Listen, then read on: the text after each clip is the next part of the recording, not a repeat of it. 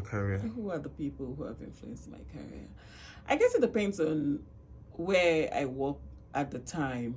And so I will have to talk about them with regards to where I have worked. At the NTA Kaduna, it was Malam Alhaji Ibrahim Damisa. He was manager news. I remember the first time I voiced a story. I did a voice test, so to speak. I was an intern, and usually interns were not allowed to voice stories. But I kept pushing and I kept pushing. And then one day, the controller, Nizmala Yunusa Aliyu, said, "Okay, you this woman, just go and do the voice test." And Alhaji Ibrahim Daimisa, we had this editorial meeting, every morning at 9 o'clock. It was like the line of fire for everybody, everybody critique what you did and everything. And Malam, Alhaji Ibrahim Daimisa said to me, "Aderinsola, I didn't know you had such a beautiful microphone voice. I still hear his voice in my head, till date. The affirmation that, let me know that I was good enough. I was good enough to do this job." Yeah, at the NTA, for me, those two people, they really stood out.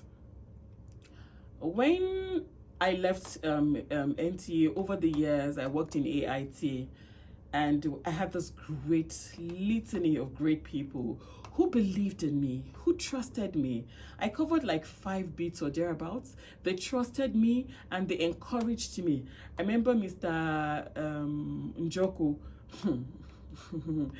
where I would have an assignment, I would go to him, I'll tell him, "Mr. Njoku, so what kind of questions can I ask? What is this assignment about?" And he's always very patient to break it down for me, the questions to ask. And I had Raymond Elema, who would make sure I covered assignments very good. Even when I had an assignment that I was struggling with, or I think somebody could do better, and I talked to him, they listened to me and they trusted me.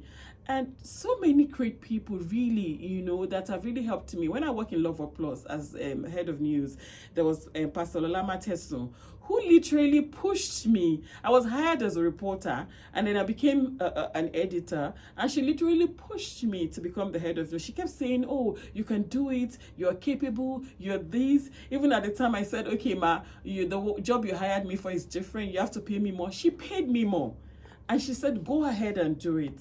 So I've had really great people who have really influenced my career, who have impacted my life. There's Uncle Jay, Mr. John Ehigwese, who over the years continue to encourage me, continue to give me money sometimes to train, to do things that would help my career grow. I have really been fortunate. When it comes to my career, I think I am a product of the village, so to speak, the collective village of intellectuals, of professionals who have put in so much to get me to where I am. People who have made me realize that my dream is valid. And I'm really very grateful to them. And there are people like Christian Amanpo, who I do not know personally, but whose work have influenced, how I did mine and my aspirations as a journalist.